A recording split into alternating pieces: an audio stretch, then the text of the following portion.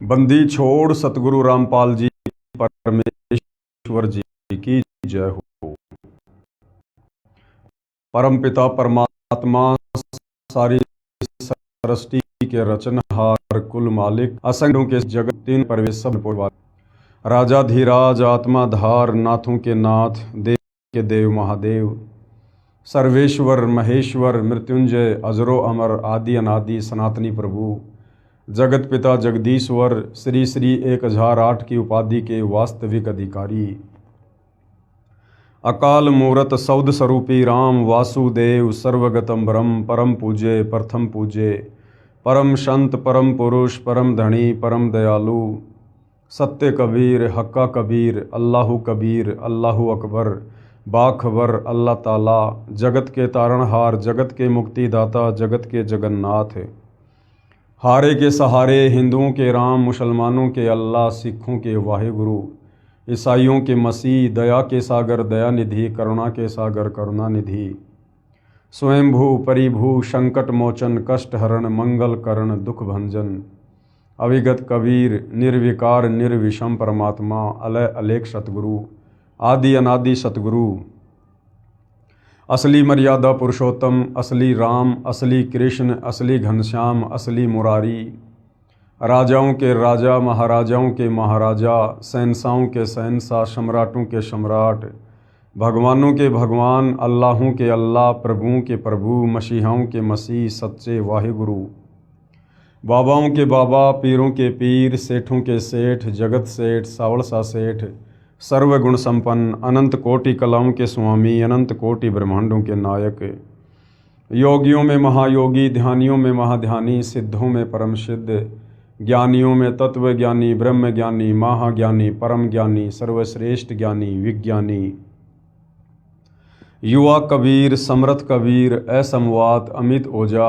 सच्चे रहनुमा करीम अल्लाह सुभान अल्लाह दुनिया के अंतिम पैगंबर 8 सितंबर 1951 से गांव धनाना जिला सोनीपत हरियाणा भारतवर्ष की पावन भूमि पे प्रकट रियल कल की भगवान श्री नारायण साकार हरि श्री बाबा साहेब नूर अनंत परमात्मा सच्चे दरवेश सच्चे बाखबर संत श्रोमणी सतगुरु रामपाल जी परमेश्वर जी के चरण कमल में साध संगति से जुड़े हुए आप और हम सभी भाई बहनों का अनंत कोटि दंडवत प्रणाम। सत्साई भाई और बहनों, बहुत बड़ी दया बहुत बड़ी मेहर पूज्य गुरुदेव भगवान की परमेश्वर रामपाल जी की, जिनके शुभ आशीर्वाद से विशेष आशीर्वाद से उन्हीं के कर कमल से लिखित पवित्र पुस्तक ज्ञान गंगा के ऊपर वीडियो बनाने की श्रृंखला जारी है। इसी श्रृंखला में आज हमारा ये तीसरे नंबर का वीडियो है। फिलहाल हम ज्ञान गंगा पुस्तक की भूमिका के ऊपर चल रहे हैं और भूमिका को समझना बहुत ही महत्वपूर्ण होता है, क्योंकि भूमिका को समझे बिना हम किसी भी पुस्तक को आगे नहीं समझ सकते। तो भाई और बहनों, अभी तक जो 2 वीडियो ज्ञान गंगा पुस्तक पर बन चुके हैं, आप जी यदि पहली बार ये वीडियो देख रहे हैं तो आपने पहले के 2 वीडियो भी अवश्य देखने चाहिए और सीरियल वाइज आपने प्रत्येक वीडियो को अवश्य देखना चाहिए। विशेषकर हिंदू समाज से जुड़े श्रद्धालु भगत भाई बहन, उनके लिए ये पवित्र पुस्तक ज्ञान गंगा किसी वरदान से कम नहीं है, क्योंकि जो ज्ञान हमें हमारे तत्व ज्ञानहीन धर्म गुरु सतयुग से लेकर वर्तमान समय तक नहीं दे पाए, वो समस्त शास्त्रों से प्रमाणित ज्ञान आप जी को इस पवित्र पुस्तक ज्ञान गंगा में पढ़ने को मिलेगा। और हमारी वो तमाम शंकाएं वो भ्रमणाएं भक्ति और भगवान को लेकर जो हमारे मन में उठती चली आई हैं, जिनका समाधान आज तक कोई नहीं कर पाया, आपकी प्रत्येक शंका का समाधान इस पवित्र पुस्तक ज्ञान गंगा से होगा। भाई और बहनों, मुझे ये कहने में कोई अतिशयोक्ति नहीं है कि इस पवित्र पुस्तक ज्ञान गंगा को जिस महापुरुष ने अपने कर कमल से लिखा है, परमेश्वर रामपाल जी ने, इस ज्ञान गंगा पुस्तक को समझने में ब्रह्मा विष्णु महेश और अन्य देवी देवता भी सक्षम नहीं है। क्यों सक्षम नहीं है? क्योंकि जब तक आप सृष्टि रचना से परिचित नहीं होंगे तब तक आप किसी भी धर्म के किसी भी धर्म ग्रंथ को नहीं समझ सकते। आप आत्मज्ञान के विषय में, परमात्म ज्ञान के विषय में, भक्ति या भगवान के विषय में नहीं जान सकते। और सृष्टि रचना को समझने का सौभाग्य ब्रह्मा विष्णु महेश जी को प्राप्त नहीं है, क्योंकि परमपिता परमेश्वर कबीर साहिब की जब जब वे सतलोक से चलकर इस पृथ्वी लोक पर तत्वदर्शी संत के रूप में प्रकट होते हैं, तो ये दया वे केवल मानव शरीर प्राप्त आत्माओं पर ही करते हैं। क्योंकि इस पृथ्वी लोक को मुक्ति खेत भी कहा है, यानी जो इस काल ब्रह्म के 21 ब्रह्मांड हैं, उनमें केवल ये पृथ्वी लोक ही एक ऐसी जगह है जहाँ पर मनुष्य जन्म प्राप्त करके हम पूर्ण तत्वदर्शी संत की शरण में आकर मुक्ति प्राप्त कर सकते हैं। तो मोक्ष प्राप्ति का जो परम सौभाग्य वर्तमान में आप और हम मानव शरीरधारी आत्माओं को, स्त्री पुरुषों को है, ये सौभाग्य ब्रह्मा विष्णु महेश को भी नहीं है। तो जो कंप्लीट ज्ञान ये परमपिता परमेश्वर कबीर साहिब सतगुरु रूप में इस पृथ्वी पर आकर आप और हम मानव शरीरधारी आत्माओं को देते हैं, ये कंप्लीट ज्ञान ब्रह्मा विष्णु महेश को भी नहीं बताया जाता है। इसलिए भाइयों और बहनों, आप इस पुस्तक को कोई सामान्य पुस्तक ना समझें और ना ही पुस्तक के लेखक को कोई सामान्य संत या व्यक्ति समझें। जब तक सतगुरु रामपाल जी परमेश्वर आप जी की बुद्धि ऑन नहीं करेंगे, आप जी इस पवित्र पुस्तक ज्ञान गंगा में लिखे लेख को नहीं समझ सकते। आप चाहे कितने विद्वान हैं, कितने संस्कृत के प्रकांड ज्ञाता हैं, कितने बड़े अधिकारी हैं, आप कुछ भी हैं, जब तक गुरुदेव भगवान रजा नहीं बख्शेंगे तब तक आप इस पवित्र पुस्तक के प्रमाणित लेख को नहीं समझ सकते। इसलिए आप जी जब भी इस पवित्र पुस्तक ज्ञान गंगा को पढ़ें या जो वीडियो वर्तमान में बन रहे हैं आप ये वीडियो देखें, तो सर्वप्रथम पूज्य गुरुदेव भगवान को प्रार्थना करें, उनसे अर्ज करें, विनती करें कि हे पूज्य गुरुदेव भगवान, हम नादान प्राणी हैं, 2 कोटि के जीव हैं, हमारी कोई औकात नहीं है। परमेश्वर, जब तक आप हमें इस पवित्र पुस्तक के लेख को समझने की शक्ति नहीं देंगे परमेश्वर, तब तक हम आध्यात्मिक ज्ञान से दूर ही रहेंगे। तो परमेश्वर जब साधक के आधीन भाव को देखता है, श्रद्धा भाव को देखता है, तो अवश्य दया भी करता है।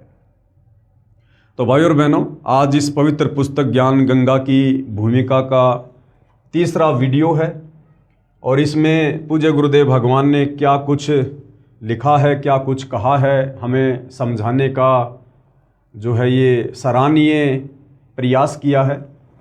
अब हम इसमें आगे बढ़ेंगे।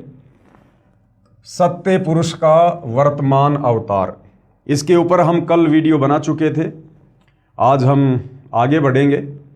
आज का हमारा टॉपिक है अमेरिका की महिला भविष्यवक्ता फ्लोरेंस की महत्वपूर्ण भविष्यवाणी।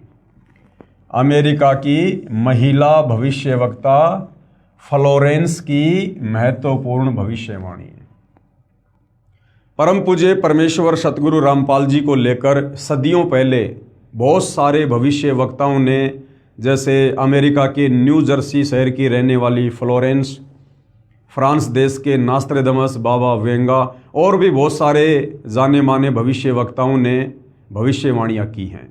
और उनकी भविष्यवाणियाँ जिस महापुरुष के ऊपर की गई हैं वो केवल सतगुरु रामपाल जी परमेश्वर जी के ऊपर ही खरी उतरती हैं। तो क्या कुछ फ्लोरेंस ने वर्तमान समय को लेकर सटीक भविष्यवाणियाँ की हैं, आप जियों को दिखाते हैं। अमेरिका की विश्वविख्यात भविष्यवक्ता फ्लोरेंस ने अपनी भविष्यवाणियों में कई बार भारत का जिक्र किया है।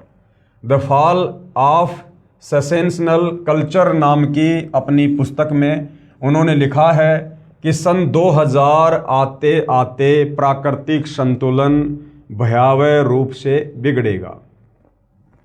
लोगों में आक्रोश की प्रबल भावना होगी, दुराचार पराकाष्ठा पर होगा। पश्चिमी देशों के विलासितापूर्ण जीवन जीने वालों में निराशा, बेचैनी और अशांति होगी। ये पश्चिमी देश कौन है? America, England, Britain, France, Germany, ये हैं पश्चिमी देश। तो क्या कहा था फ्लोरेंस ने कि पश्चिमी देशों के विलासितापूर्ण जीवन जीने वालों में निराशा, बेचैनी और अशांति होगी। क्यों? अध्यात्म की कमी के कारण, क्योंकि ये आत्मा उस समय तक शांत नहीं हो सकती है। इस आत्मा की चाहत, इस आत्मा की जिज्ञासा उस समय तक शांत नहीं हो सकती है जब तक इस आत्मा को अपनी वास्तविक खुराक भक्ति नहीं मिलती है। ये आत्मा युगों युगों से परमात्मा के लिए तड़प रही है। वो आत्माएं चाहे अमेरिका में हो, चाहे हिंदुस्तान में हो, चाहे जापान में हो, हम सब एक ही परमपिता परमेश्वर कबीर साहिब के बच्चे हैं, उन्हीं की आत्मा है। और सृष्टि रचना से आपको पता चलेगा कि जब से हम इस काल ब्रह्म के चक्कर में, इस 21 ब्रह्मांड में अपने परमपिता परमेश्वर कबीर साहिब को और अपने निज घर सतलोक को छोड़कर आए हैं, तब से हमें यहाँ पर सुख नाम की कोई वस्तु प्राप्त नहीं हो रही है।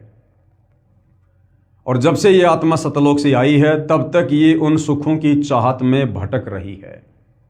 और काल ने हम आत्माओं को अलग अलग देशों में बांट दिया, अलग अलग जातियों में और प्रजातियों में बांट दिया, धर्मों में बांट दिया, ताकि जब कभी वो परमपिता परमात्मा कबीर साहिब आप और हम आत्माओं पर दया करके इस काल के लोक में तत्वदर्शी संत की भूमिका करने के लिए आए, हमें सृष्टि रचना के माध्यम से सतलोक की जानकारी देने आए, हमें वापस सतलोक ले चलने के लिए आए, तो उस समय हम उस तत्वदर्शी संत के संपर्क में ना आ जाएं। इसलिए इस काल ने भिन्न भिन्न भाषाएं बनवा दी ताकि उस तत्वदर्शी संत की भाषा से अपरिचित होने के कारण ये आत्मा तत्व ज्ञान से दूर रहे। यानी बहुत सारी बेड़ियां आप और हम आत्माओं के पैरों में इस काल बली ने डाल रखी हैं। इसलिए इसने अलग अलग देश बना दिए, हमें अलग अलग टुकड़ों में विभाजित कर दिया, जातियों में, धर्मों में, संप्रदायों में, समुदायों में हमारे को इसने बांट दिया है। तो जो पश्चिमी देश में रहने वाले लोग हैं, जहाँ पर विज्ञान का बोलबाला है, जहाँ पर विज्ञान की चक्काचौंध है, लोग विलासितापूर्ण जीवन जीते हैं, वो विलासितापूर्ण जीवन जीने के बाद भी लोग अशांत हैं, बेचैन हैं अध्यात्म की कमी के कारण। अब परमपिता परमात्मा कबीर साहिब भारत की पवित्र भूमि पर प्रकट हैं, और यदि उन आत्माओं तक ये जानकारी पहुंच जाती है, अब ये उनके संस्कार पर, उनके भाग के ऊपर निर्भर है, क्योंकि सकल पदार्थ है जगमाही, भाग बिना नर पावत नाही। अगर उन आत्माओं तक ये जानकारी पहुंच जाती है और किसी भी प्रकार से यदि वो आत्माएं परम संत सतगुरु रामपाल जी के संपर्क में आ जाती हैं, उपदेश प्राप्त कर लेती हैं, तब कहीं जाकर उन आत्माओं की वो बेचैनी और वो जिज्ञासा, वो अशांति शांत हो सकती है, अन्यथा दूसरा कोई तरीका नहीं है। पश्चिमी देशों के विलासितापूर्ण जीवन जीने वालों में निराशा, बेचैनी और अशांति होगी, जो वर्तमान में हम देख भी रहे हैं। अतृप्त अभिलाषाएं, यानी कितना ही विज्ञान के माध्यम से आविष्कार कर लो, फिर भी उनकी अभिलाषाएं शांत नहीं हो सकती। पहले साइकिल बनाई, फिर आगे बढ़े मोटरसाइकिल बनाई, उससे भी शांति नहीं मिली।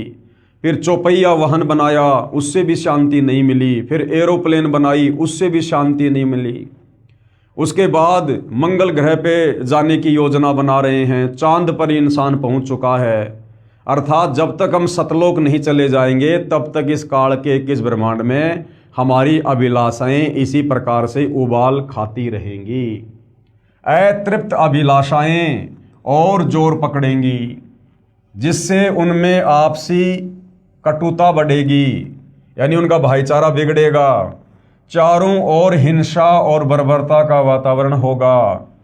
ऐसा वातावरण होगा कि चारों ओर हाहाकार मच जाएगा। और वर्तमान में हम देख रहे हैं भाई और बहनों, किस प्रकार से यूक्रेन और रसिया के बीच में युद्ध छिड़ा हुआ है, किस प्रकार से ईरान और इजराइल के बीच में, ईरान और अमेरिका के बीच में, पाकिस्तान और अफ़गानिस्तान के बीच में। और वर्तमान में हम युग परिवर्तन के दौर में जी रहे हैं, और युग परिवर्तन अटल सत्य है, क्योंकि इसी पवित्र पुस्तक में कबीर परमेश्वर सतगुरु रामपाल जी ने अपने कर कमल से लिखा हुआ है कि युग परिवर्तन का निर्धारित समय सन 1905 से लेकर 2028 तक है। तो हम युग परिवर्तन की दहलीज पर हैं, और जब जब युग परिवर्तन होता है भयंकर जनहानि होती है, त्राहिमाम त्राहिमाम होता है। मुश्किल से 1.5 वर्ष का समय है, क्योंकि हम वर्तमान में मई 2026 में जी रहे हैं और 2028 युग परिवर्तन का अंतिम दौर है।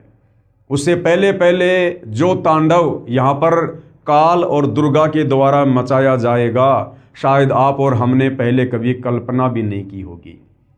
चाहे मानव निर्मित आपत्तियां आए, चाहे प्राकृतिक आपत्तियां आए, हर प्रकार से ये मानव शरीरधारी प्राणी या लक 84 योनियों के प्राणी इस समय असहनीय पीड़ाओं को जो है प्राप्त होंगे, क्योंकि ये युग परिवर्तन का दौर है।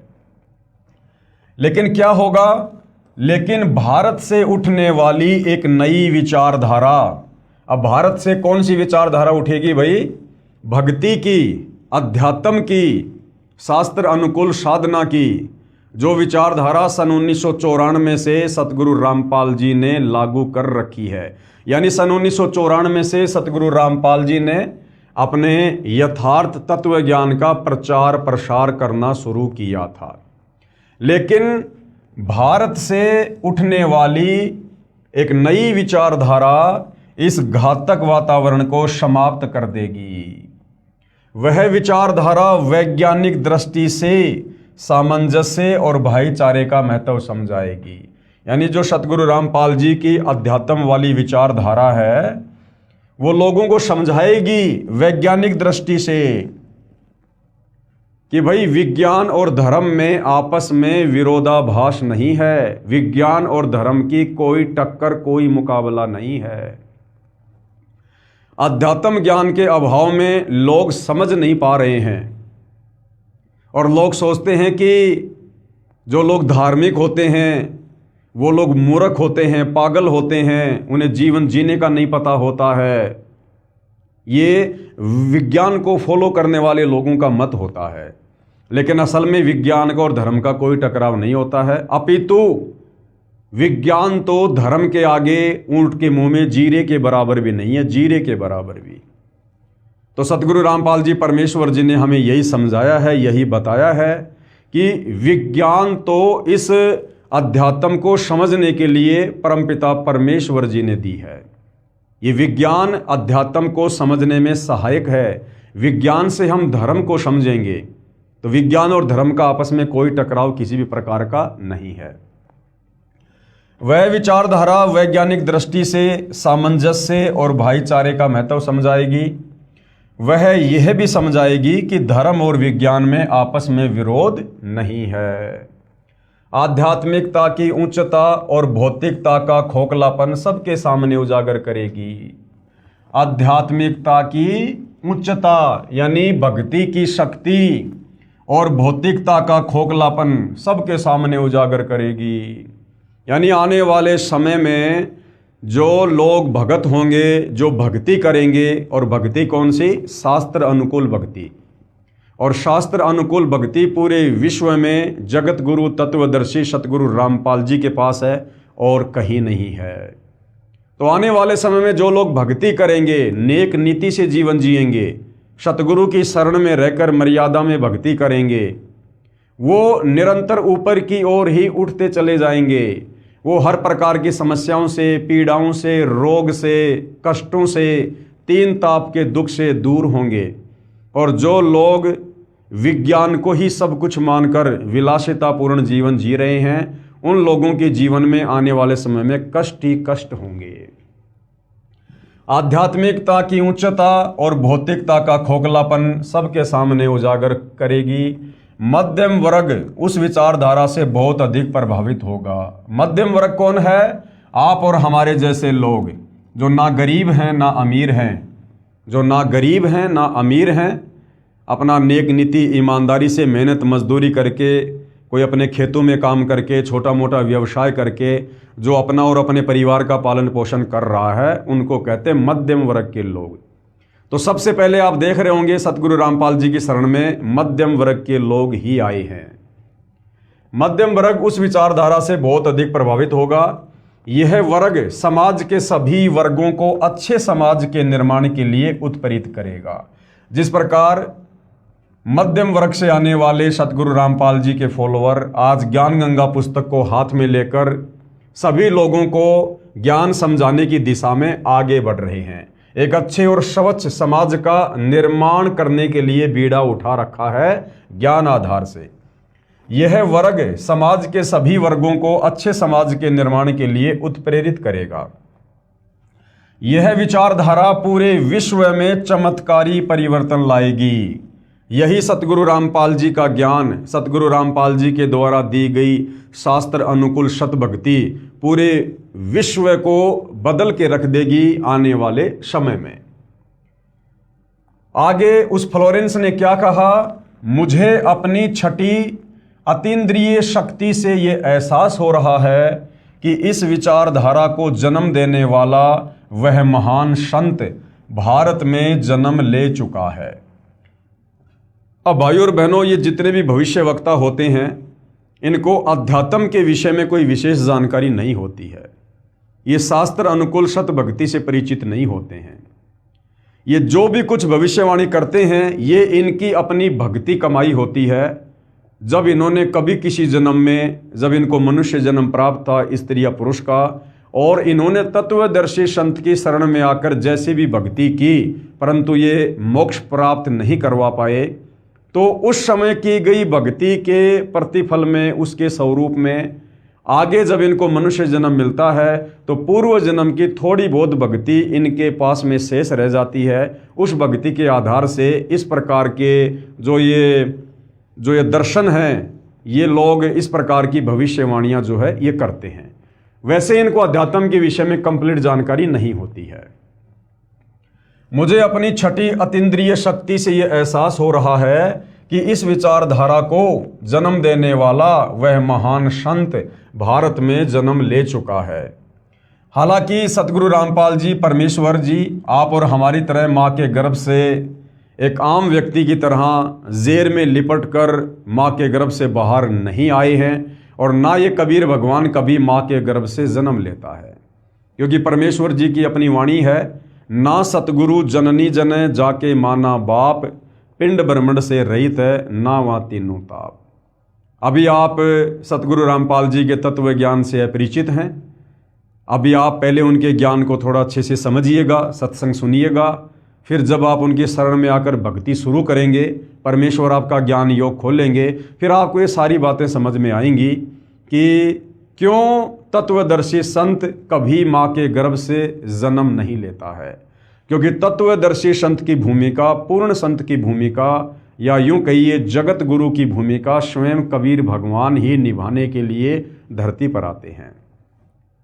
और कबीर भगवान जो कि स्वयंभू है, परिभू है, जिन्होंने सर्व आत्माओं को उत्पन्न किया है, उन्हें जन्म देने में कोई भी आत्मा सक्षम नहीं है। वो कबीर परमात्मा जब चाहे, जहाँ चाहे, जिस उम्र में चाहे वो प्रकट होकर अपना ज्ञान देता है। तो सतगुरु रामपाल जी परमेश्वर कोई सामान्य संत या महात्मा नहीं है। अगर हम इनको जगत गुरु कहते हैं, तत्वदर्शी संत कहते हैं, तो जगत गुरु और तत्वदर्शी संत ये दोनों भूमिका कबीर परमेश्वर जी के अलावा सृष्टि में कोई अन्य नहीं कर सकता है।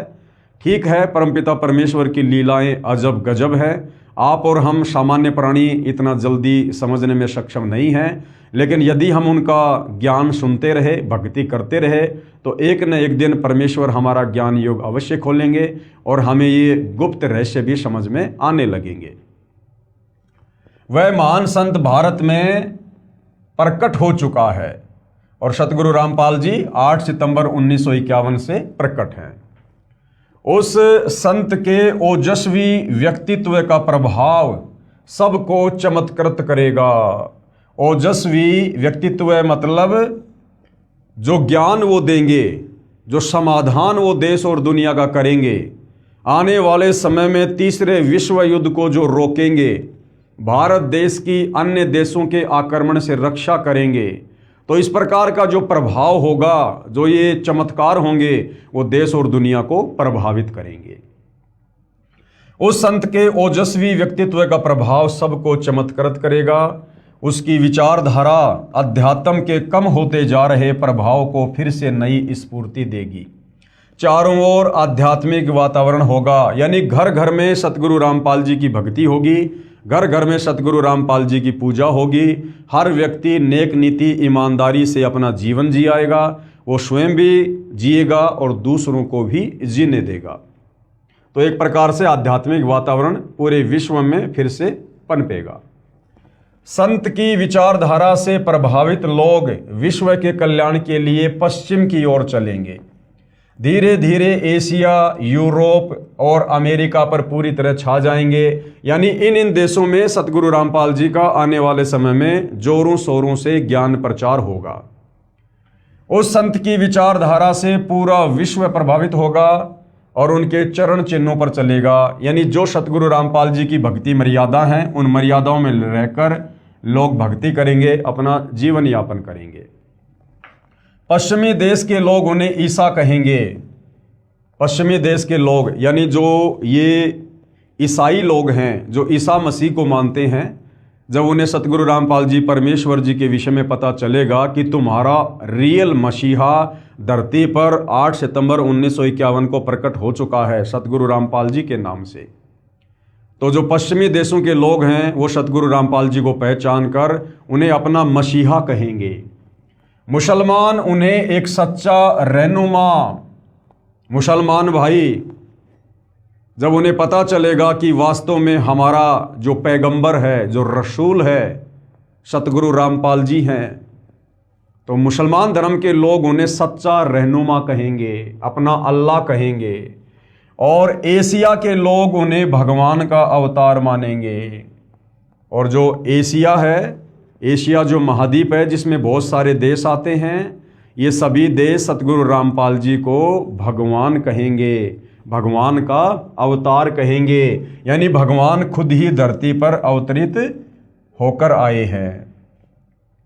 उस महान संत की विचारधारा से बौद्धिक क्रांति होगी। बौद्धिक क्रांति का मतलब है हम भक्ति मार्ग को अच्छे से समझेंगे, हम लोग चिंतन मनन करेंगे आत्मज्ञान पर, परमात्म ज्ञान पर। बुद्धिजीवियों की मान्यताएं बदलेंगी। यानी जो पढ़े लिखे लोग, बड़े बड़े शिक्षित लोग, बड़े बड़े अधिकारी लोग जो उच्च उन पदों पर आसीन हैं, जो विज्ञान को ही सब कुछ माना करते थे, शिक्षा को ही सब कुछ मान बैठे थे, अब उन लोगों की विचारधारा बदलेगी और उन लोगों का रुख धीरे धीरे भक्ति की तरफ बढ़ेगा। बुद्धिजीवियों की मान्यताएं बदलेंगी, उनमें ईश्वर के प्रति श्रद्धा और विश्वास की कोपलें फूटेंगी।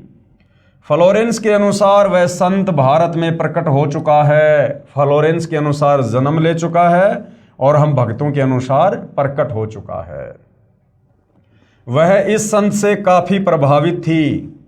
अपनी एक दूसरी पुस्तक golden light of new era में भी उन्होंने लिखा है, जब मैं ध्यान लगाती हूं तो अक्सर एक संत को देखती हूं। यानी जो फ्लोरेंस है, ये आज से सैकड़ों वर्ष पहले जब ध्यान लगाया करती थी तो सतगुरु रामपाल जी की वर्तमान स्थिति को वो देखा करती थी। जब मैं ध्यान लगाती हूं तो अक्सर एक संत को देखती हूं, गौर वर्ण यानी गोरा रंग, गौर वर्ण का है, सफेद बाल हैं, उनके मुख पर न दाढ़ी है न मूंछ है। उस संत के ललाट यानी माथे पर गजब का तेज होता है। उनके ललाट पर आकाश से एक नक्षत्र के प्रकाश की किरणें निरंतर बरसती रहती हैं। मैं देखती हूं कि वह संत अपनी कल्याणकारी विचारधारा तथा अपने सत्य चरित्र प्रबल अनुयायियों की शक्ति से संपूर्ण विश्व में नए ज्ञान का प्रकाश फैला रहे हैं। यानी वर्तमान में देश और दुनिया में जिस प्रकार से सतगुरु रामपाल जी का तेजी से प्रचार प्रसार हो रहा है, ये सत भक्ति मार्ग जो तेजी से बढ़ रहा है, इस समय को फ्लोरेंस जब ध्यान लगाती थी तो सैकड़ों वर्ष पहले वो देखा करती थी। वह संत अपनी शक्ति निरंतर बढ़ा रहे हैं। अब सतगुरु रामपाल जी के द्वारा निरंतर अपनी शक्ति बढ़ाने का मतलब ये नहीं है कि सतगुरु रामपाल जी कोई जिम करते हैं या कोई व्यायाम करते हैं, अपने शरीर की शक्ति बढ़ा रहे हैं।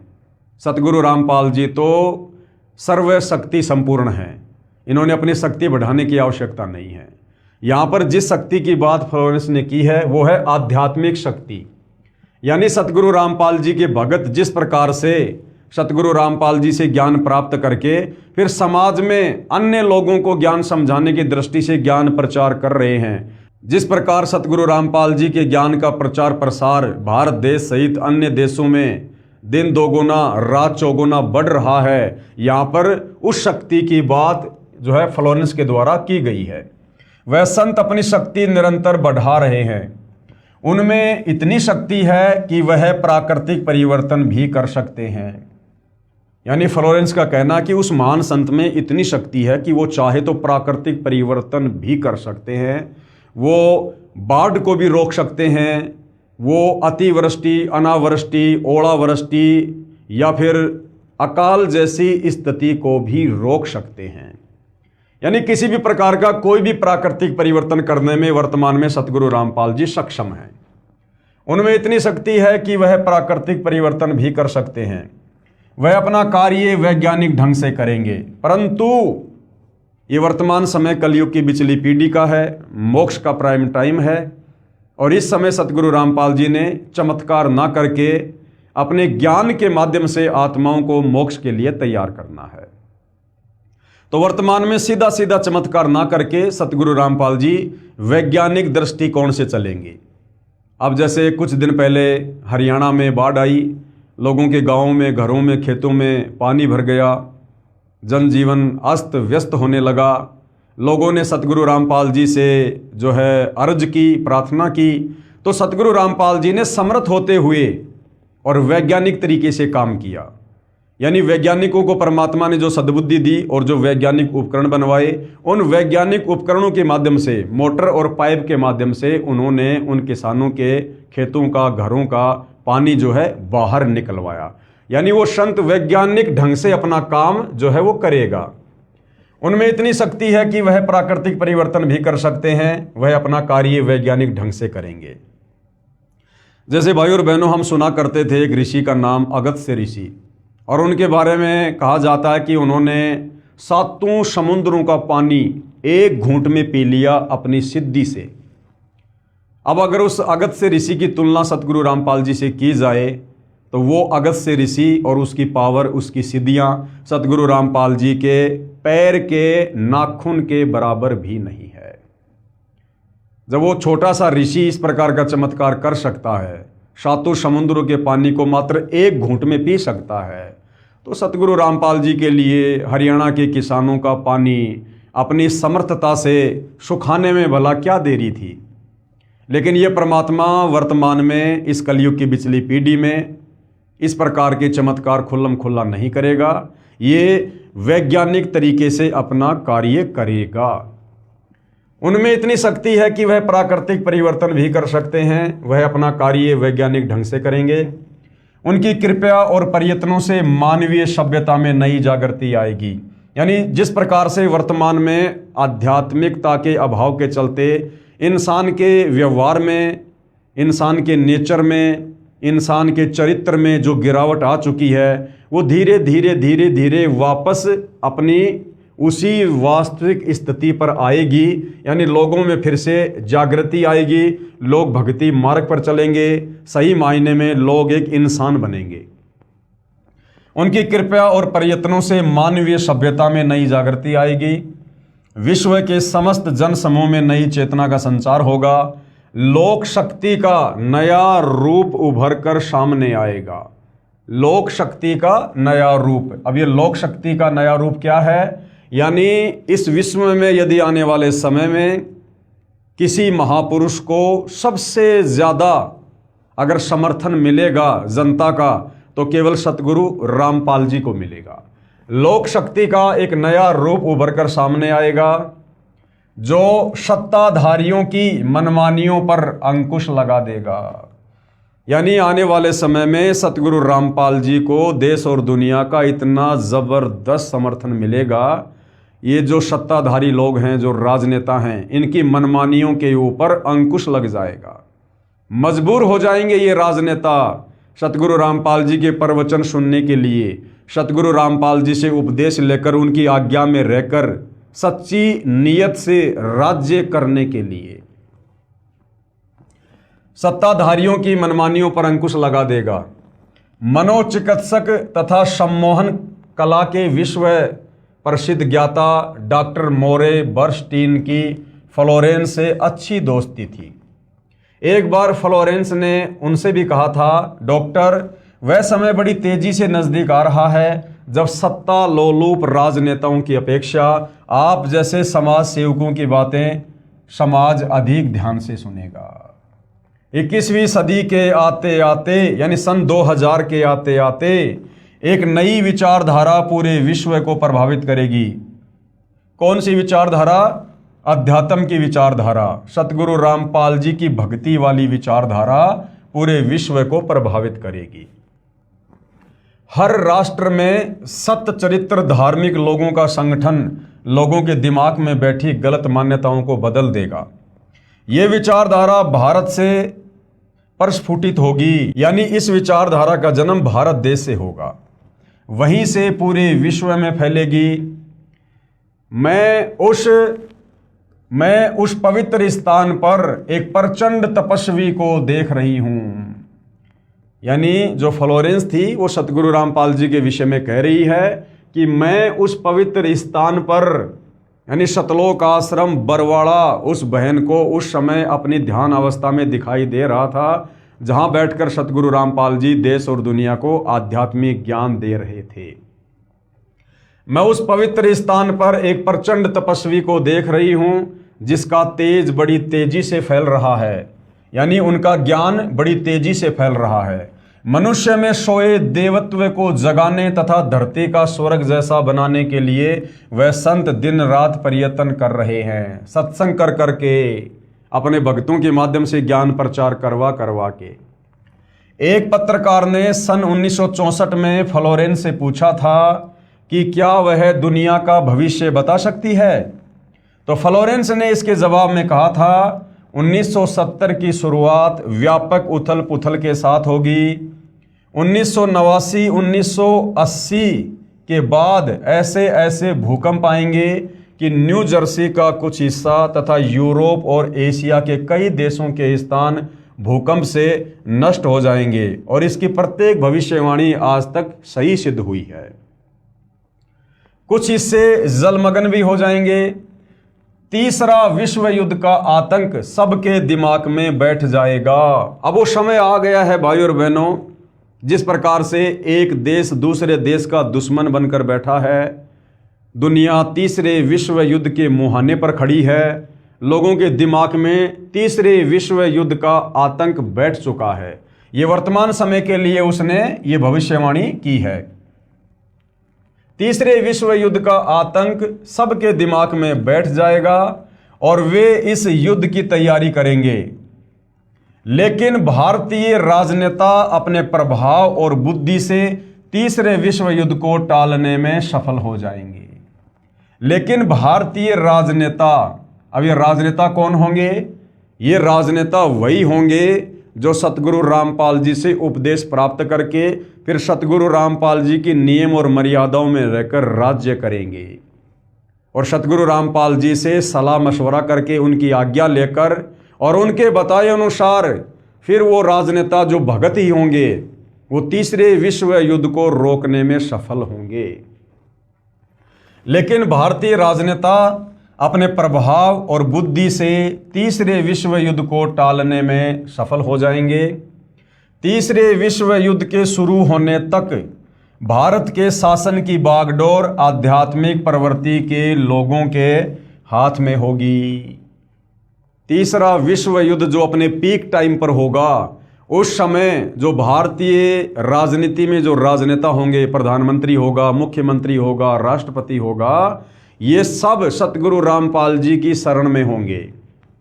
तीसरे विश्व युद्ध के शुरू होने तक भारत के शासन की बागडोर आध्यात्मिक प्रवृत्ति के लोगों के हाथ में होगी। इसलिए उनके प्रभाव से विश्व युद्ध टलेगा, उन राजनेताओं के प्रभाव से नहीं टलेगा।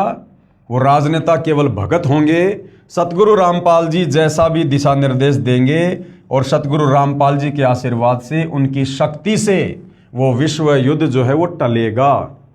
वे शासक एक महान संत के ओजस्वी तथा क्रांतिकारी विचारधारा से प्रभावित होंगे, यानी वो सतगुरु रामपाल जी से उपदेश प्राप्त कर चुके होंगे। वे उस संत के प्रति उसी तरह समर्पित होंगे जैसे वाशिंगटन स्वतंत्रता एवं मानवता के प्रति समर्पित थे। वो राजनेता जो सतगुरु रामपाल जी से उपदेश प्राप्त करके राजनीति करेंगे धर्म नीति में रहकर, वे उस संत यानी सतगुरु रामपाल जी के प्रति उसी तरह समर्पित होंगे जैसे वाशिंगटन कौन था? अमेरिका का प्रथम राष्ट्रपति। जैसे वाशिंगटन स्वतंत्रता और मानवता के प्रति समर्पित थे। अमेरिका के शहर न्यू जर्सी की रहने वाली फ्लोरेंस सचमुच एक विलक्षण महिला थी। एक बार नेबेल नाम के व्यक्ति ने टीवी कार्यक्रम के दौरान उनसे बोला, आप भारत में जन्म ले चुके संत के बारे में तो अक्सर बताती रहती हैं, मैं अपने बारे में कुछ जानना चाहता हूं, बताइए। तो नेबेल के बारे में फ्लोरेंस ने क्या बताया? फ्लोरेंस ने उसके दाहिने हाथ को थाम लिया और बोली, आप बहुत जल्द किसी दूसरे राज्य से प्रसारण करेंगे। नेबेल एक प्रसारण सेवा के कर्मचारी थे। फ्लोरेंस की इस बात पर वह हंसने लगे। कुछ क्षण बाद बोले, आपने मुझसे ये अच्छा मजाक किया। यदि हमारी कंपनी के अधिकारी इस कार्यक्रम को देख रहे होंगे तो मैं दूसरे राज्य में जाऊं या नहीं, फिलहाल अपनी कंपनी से तुरंत निकाल दिया जाऊंगा। यानी ये बात जो यहाँ पर समझाई जा रही है, ये आप और हमें विश्वास दिलाने के लिए कि फ्लोरेंस की भविष्यवाणियां कितनी सटीक होती थी। कुछ ही मिनटों के बाद टीवी के कंट्रोल रूम का फोन घनघना उठा। फोन नेबेल के लिए था। उनकी कंपनी के जनरल मैनेजर उनसे बात करना चाहते थे। नेबेल ने जब फोन उठाया तो उन्होंने कहा, हमने न्यूयॉर्क के प्रसारण करने का काम शुरू करने का निर्णय लिया है, वह तुम्हें ही भेजा जाएगा, यानी न्यूयॉर्क में आपको ही भेजा जाएगा। अभी ये बात गुप्त रखना, इसकी घोषणा कल की जाएगी। मैं टीवी पर फ्लोरेंस के साथ तुम्हारी बातचीत देख रहा था। फ्लोरेंस ने तुम्हारे विषय में जो बताया वह पूरी तरह सच है। आश्चर्य है कि उन्हें यह बात कैसे मालूम हो गई। नेबेल फ्लोरेंस का चेहरा देखता रह गया। यानी इतनी सटीक भविष्यवाणी फ्लोरेंस की है, तो जो भविष्यवाणी फ्लोरेंस ने उस महान संत सतगुरु रामपाल जी के विषय में वर्तमान समय को लेकर की हुई है आज से सैकड़ों वर्ष पहले, तो फिर वो भला झूठी कैसी हो सकती हैं। कुछ पत्रकारों ने उनसे एक बार पूछा था कि वह भविष्य को कैसे देख लेती है तथा गायब व्यक्ति या वस्तुओं का पता कैसे लगा लेती है। तो फ्लोरेंस ने बताया, मुझे स्वयं नहीं मालूम कि ऐसा कैसे संभव हो जाता है। दास ने आपको थोड़ी देर पहले बताया कि ये जितने भी भविष्य वक्ता हैं, ये जो भविष्यवाणियां करते हैं, ये जो भविष्य को देखते हैं ध्यान अवस्था में, इनके पूर्व जन्म की भक्ति कमाई होती है। उस भक्ति कमाई के चलते ये इस प्रकार के दर्शन भविष्य के कर लेते हैं। बाकी वैसे ये भक्ति मार्ग से परिचित नहीं होते हैं। तो फ्लोरेंस कह रही है कि मुझे स्वयं नहीं मालूम कि ऐसा कैसे संभव हो जाता है। मैं भविष्य के विषय में एक बहुत महत्वपूर्ण बात बता रही हूं। 20वीं शताब्दी के अंत में, यानी सन 2000 खत्म होते ही, सन 2001 से 21वीं शताब्दी शुरू हो गई है। तो क्या कह रही है फ्लोरेंस? 20वीं शताब्दी के अंत में, यानी सन 2000 के आसपास में, भारतवर्ष से एक प्रकाश निकलेगा और यह प्रकाश पूरी दुनिया को उन दैवी शक्तियों के विषय में जानकारी देगा। तो भाइयों और बहनों, सन 1994 में, सन 2000 से 6 वर्ष पहले, इन देवी देवताओं के विषय में, ब्रह्मा विष्णु महेश के माता पिता के विषय में, इनके जन्म और मरण के विषय में, काल और दुर्गा के विषय में, अक्षर पुरुष के विषय में, धर्मशास्त्रों के विषय में, शतलोक और सृष्टि रचना के विषय में जो जानकारी सतयुग से लेकर वर्तमान तक छुपी हुई थी, किसी भी धर्म का कोई भी धर्मगुरु समाज को नहीं बता पाया था तत्व ज्ञान के अभाव से, वो जानकारी सतगुरु रामपाल जी ने उजागर करनी शुरू की उन दैवीय शक्तियों के विषय में। उसके विषय में यहाँ पर फ्लोरेंस कह रही है कि 20वीं शताब्दी के अंत में भारतवर्ष से एक प्रकाश निकलेगा यानी सतगुरु रामपाल जी के विषय में बात हो रही है, जो उन्होंने 1994 में अपना यथार्थ 13वां कबीर पंथ शुरू करके ज्ञान प्रचार करना शुरू किया था। 20वीं शताब्दी के अंत में भारतवर्ष से एक प्रकाश निकलेगा। ये प्रकाश पूरी दुनिया को उन दैवीय शक्तियों के विषय में जानकारी देगा जो अब तक हम सभी के लिए रहस्यमय बनी हुई थी। यानी किसी को नहीं पता था। सब लोग ब्रह्मा विष्णु महेश को अजरो अमर मानते थे, दुर्गा जी को जगत जननी मानते थे, श्री ब्रह्मा जी को सृष्टि का रचयिता माना करते थे, धर्म कर्म के जाल में उलझे हुए थे। तो 20वीं सदी के अंत में, यानी 20वीं सदी समाप्त होती है सन 2000 में, और उसका जो अंतिम समय था उससे 6 साल पहले सन 1994 से सतगुरु रामपाल जी ने उन दैवीय शक्तियों के विषय में, देवी देवताओं के विषय में अपने तत्व ज्ञान के माध्यम से लोगों को जानकारी देना शुरू किया, जो अब तक हम सभी के लिए रहस्यमय बनी हुई थी। देवी शक्तियों की जानकारी जो सतगुरु रामपाल जी महाराज द्वारा बताई गई है, कृपया पढ़ें इसी पुस्तक के पेज नंबर 20 पर सृष्टि रचना।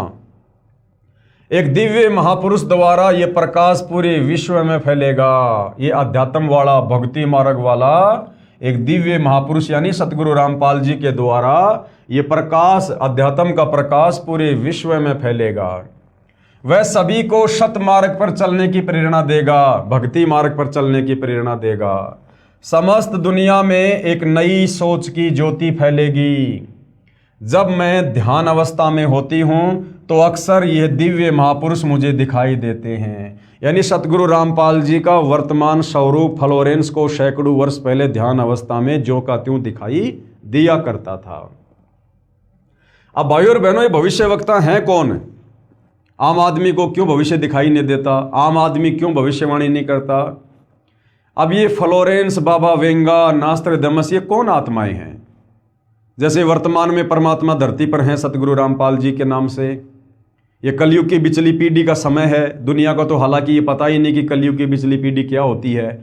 जब सतगुरु रामपाल जी से उपदेश लेंगे, सत्संग सुनेंगे, तो इस समय के विषय में उनको पता चलेगा कि ये भक्ति युग है, ये मोक्ष युग है इस समय, जिसको आध्यात्मिक भाषा में कलयुग की बिचली पीढ़ी कहा जाता है।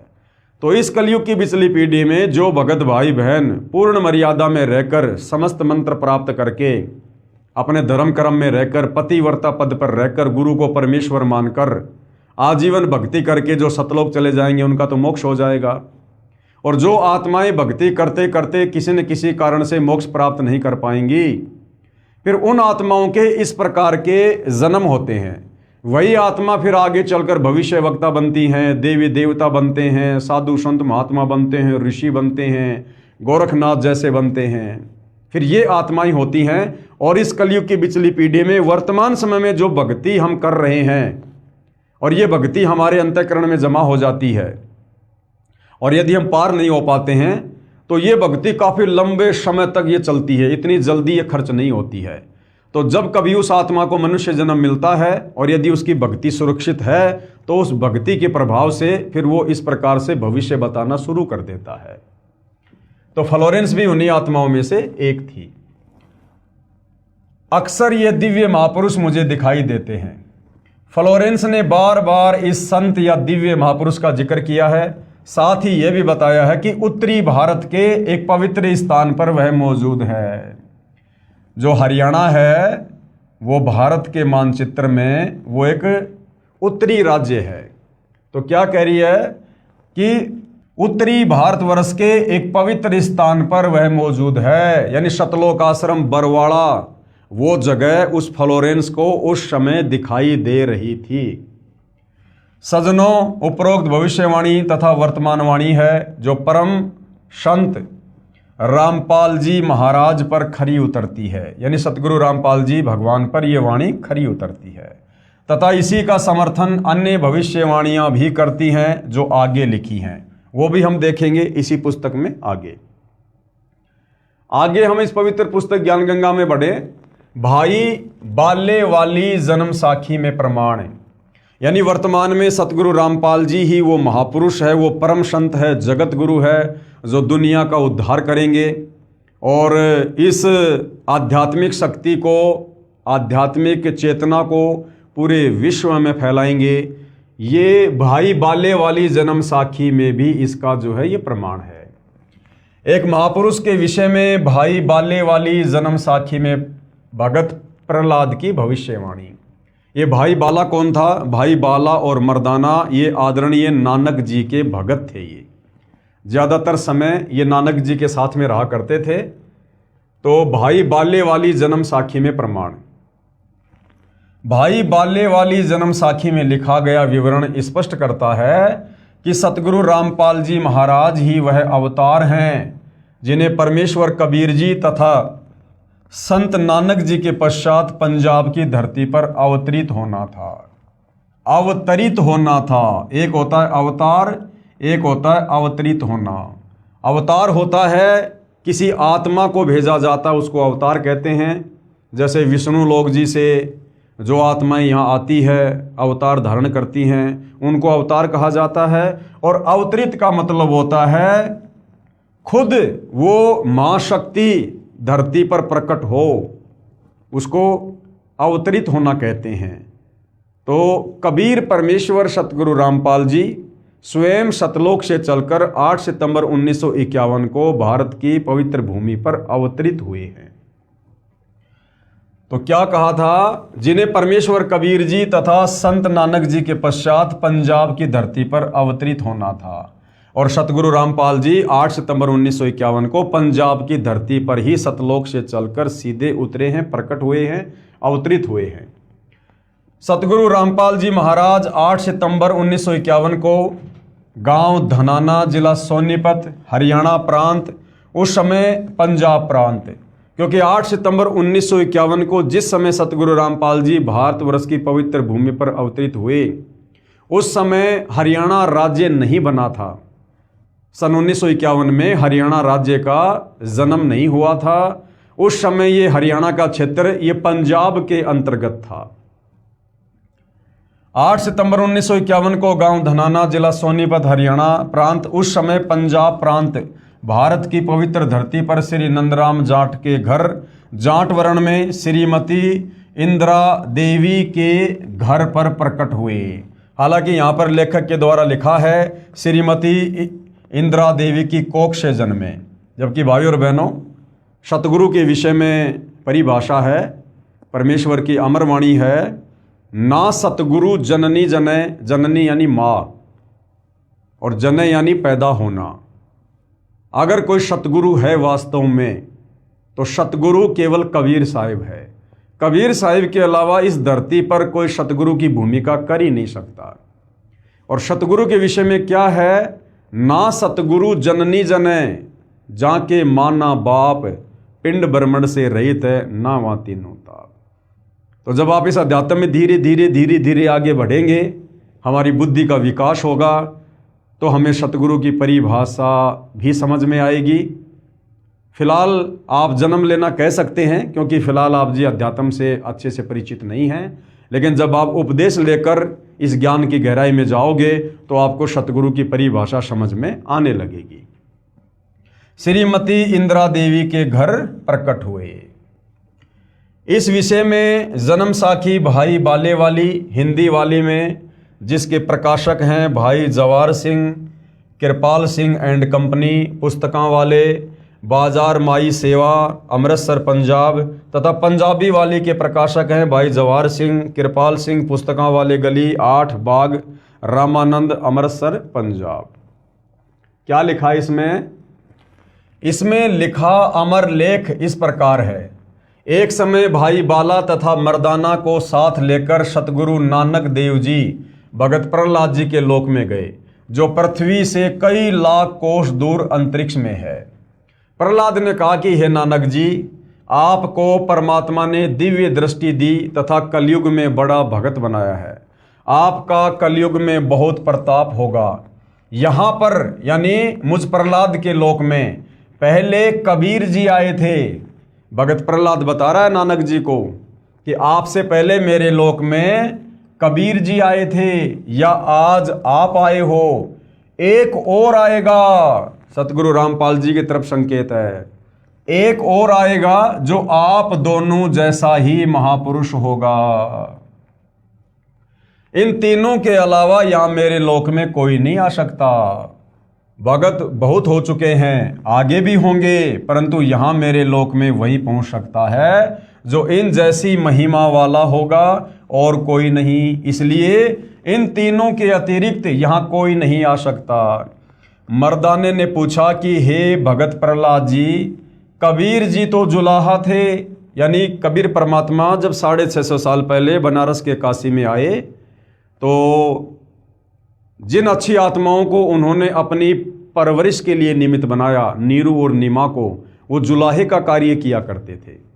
तो उस घर में परमेश्वर की लीला में परवरिश हुई, जिस कारण से आगे चलकर कबीर परमात्मा भी जुलाहा कहलाए। तो क्या कह रहे हैं मर्दाना जी? इसलिए इन तीनों के अतिरिक्त यहाँ कोई नहीं आ सकता। मर्दाने ने पूछा कि हे भगत प्रहलाद जी, कबीर जी तो जुलाहा थे, नानक जी खत्री हैं, वह तीसरा किस वर्ण यानी जाति से तथा किस धरती पर अवतरित होगा?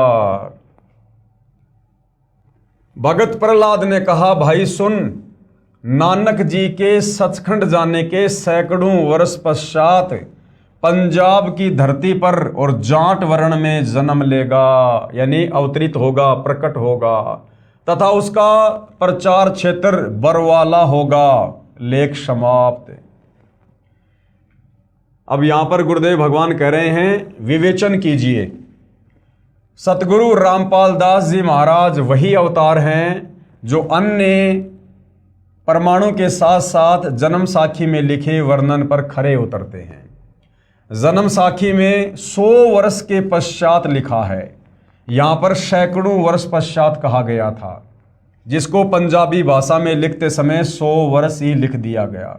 अब ये सारी बातें भाई और बहनों सतगुरु रामपाल जी क्यों कह रहे हैं कि भाई बाल्य वाली जन्म साखी में क्या लिखा गया, ऐसा क्यों लिखा गया, जबकि वहाँ पर ऐसा लिखा होना चाहिए था? क्योंकि सतगुरु रामपाल जी, अभी आपने देखा जब मर्दाने ने पूछा तो भगत प्रहलाद ने कहा कि वो जो तीसरा महापुरुष आएगा मेरे लोक में, वो नानक जी और कबीर जी जैसा ही होगा, उनके जितनी शक्ति वाला ही होगा। तो भाई कबीर जी तो अंतर्यामी थे, नानक जी भी सिद्धि युक्त थे, शक्ति युक्त थे, और वो तीसरा यानी सतगुरु रामपाल जी भी उनके जैसा ही होगा, उनकी महिमा भी उतनी होगी, उनकी शक्ति भी कबीर जी के जितनी होगी। तो सतगुरु रामपाल जी तो स्वयं कबीर जी ही हैं। तो जो सतगुरु रामपाल जी ने बताया, जो त्रुटि लोगों ने लिखते समय जन्म साखी में जो कर दी, लेख को ना समझ पाने के कारण, तत्व ज्ञान के अभाव में, उसको सतगुरु रामपाल जी ने शुद्ध किया है। यहां पर सैकड़ों वर्ष पश्चात कहा गया था, जिसको पंजाबी भाषा में लिखते समय 100 वर्ष ही लिख दिया, क्योंकि मर्दाना ने पूछा था कि वह कौन से युग में नजदीक ही आएगा। तब भगत प्रहलाद ने कहा कि श्री नानक जी के सैकड़ों वर्ष पश्चात कलयुग में ही वह संत जाट वर्ण में जन्म लेगा। इसलिए यहाँ 100 वर्ष के स्थान पर सैकड़ों वर्षों ही न्यायोचित है, तथा प्रचार क्षेत्र बरवाला के स्थान पर बटाला लिखा गया। इसके 2 कारण हो सकते हैं कि शहर बरवाला जिला हिसार हरियाणा उस समय पंजाब प्रांत में सुप्रसिद्ध नहीं था, तथा बटाला शहर पंजाब प्रांत में प्रसिद्ध था। लेखनकर्ता ने इस कारण से बरवाला के स्थान पर बटाला लिख दिया। दूसरा, प्रिंट करते समय बरवाले की जगह बटाले प्रिंट हो गया है। एक और विशेष विचारणीय पहलू है कि पंजाब के बटाला शहर में कोई भी जाट संत नहीं हुआ। अगर भगत प्रहलाद की इस बात को माने, जब मर्दाना ने पूछा कि वो कौन होगा, कहाँ आएगा, किस जाति में होगा, तो प्रहलाद जी ने कहा कि वो पंजाब की धरती पर होगा, जाट वर्ण में होगा, और उसका जो प्रचार प्रसार क्षेत्र होगा वो बटाला होगा। मान लो हम बटाला लेकर चलते हैं, तो भाई बटाला शहर में, पंजाब के बटाला शहर में तो आज तक कोई जाट संत हुआ ही नहीं है।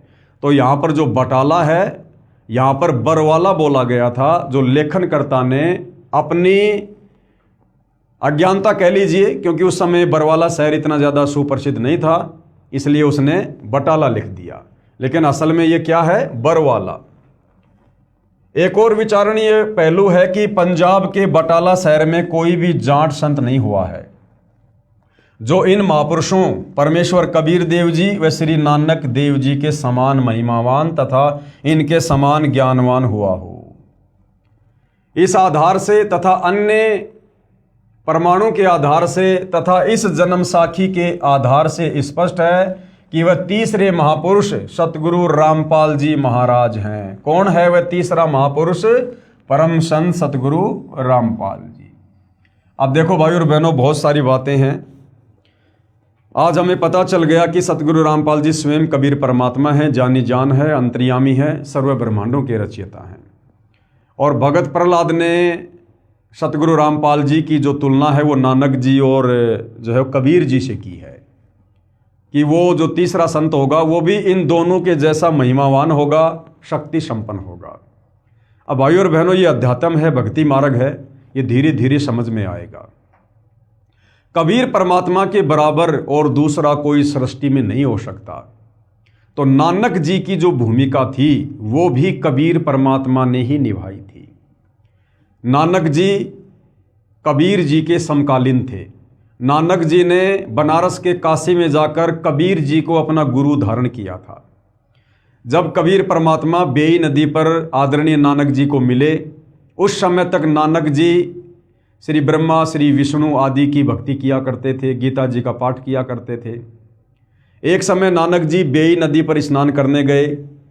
वहाँ पर जिंदा बाबा के रूप में कबीर परमात्मा जी उनको मिले और नानक जी को ज्ञान समझाया। नानक जी ने सतलोक देखने की, सचखंड देखने की इच्छा व्यक्त की। तो परमात्मा जी ने नानक जी को उनके शरीर से उनकी आत्मा को निकालकर उनको सचखंड लेकर गए और 3 दिन तक नानक जी को सतलोक घुमाया, दिखाया, नीचे ब्रह्मा विष्णु महेश के लोक दिखाए, पूरी सृष्टि की जानकारी उनको समझाई। उसके बाद कबीर परमेश्वर जी ने नानक जी की आत्मा को नानक जी के शरीर में नहीं डाला, धरती पर नहीं भेजा।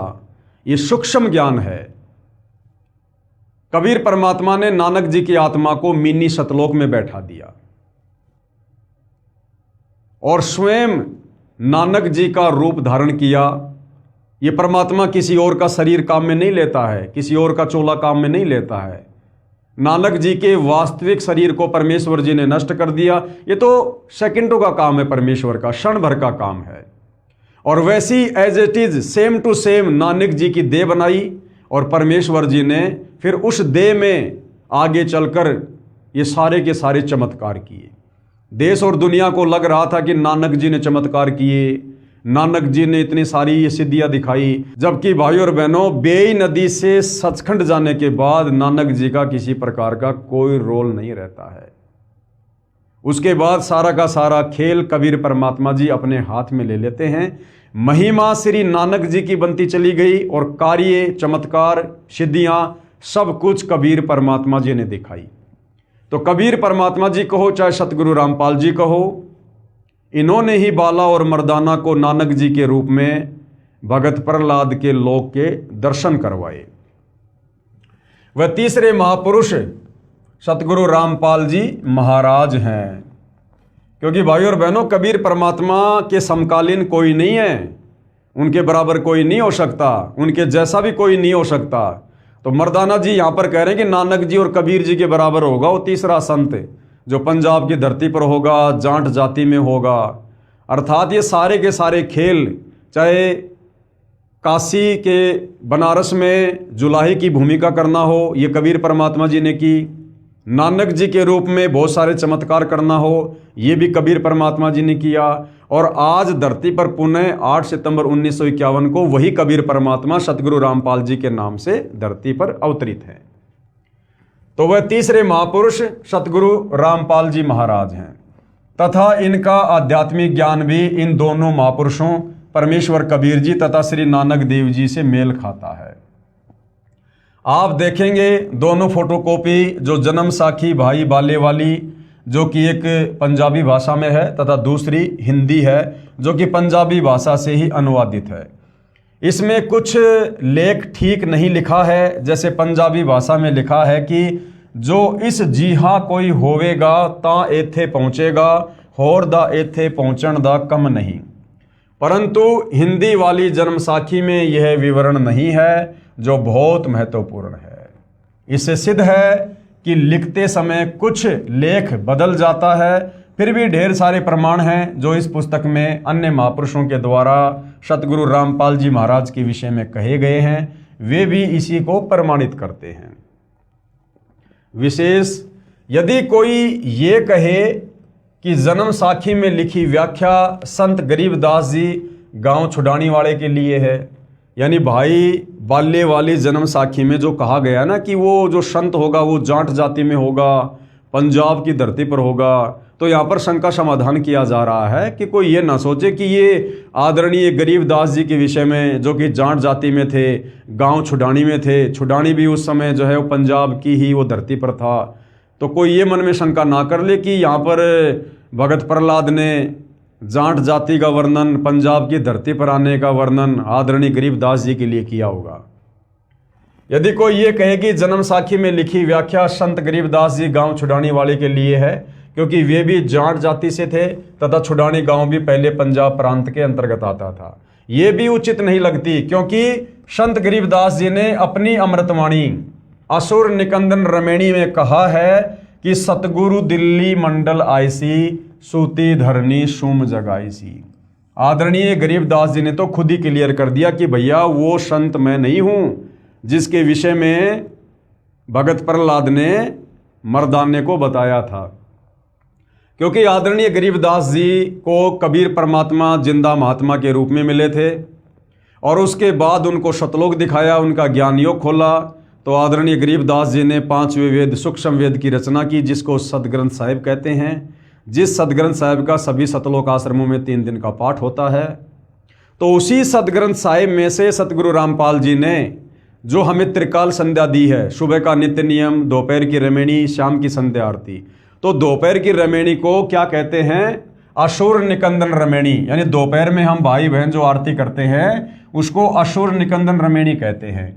तो आदरणीय गरीबदास जी ने यह क्लियर कर दिया असुर निकंदन रमेणी में कि सतगुरु दिल्ली मंडल आईसी, सूती धरणी सुम जगाईसी, कि भाई मुझे जो सतगुरु मिला था, जो कबीर भगवान मिला था मुझे जिंदा बाबा के रूप में, वो आगे चलकर दिल्ली मंडल में आएगा। यानी गरीबदास जी ने क्लियर कर दिया कि दिल्ली मंडल में आगे चलकर मैं नहीं आऊँगा 8 सितंबर 1951 को, मेरे सतगुरुदेव जी आएंगे जो मुझे सतलोक से आकर जिंदा बाबा के रूप में मिले थे, कबीर जी। यानी वो कबीर जी ही आगे चलकर दिल्ली मंडल में आएंगे।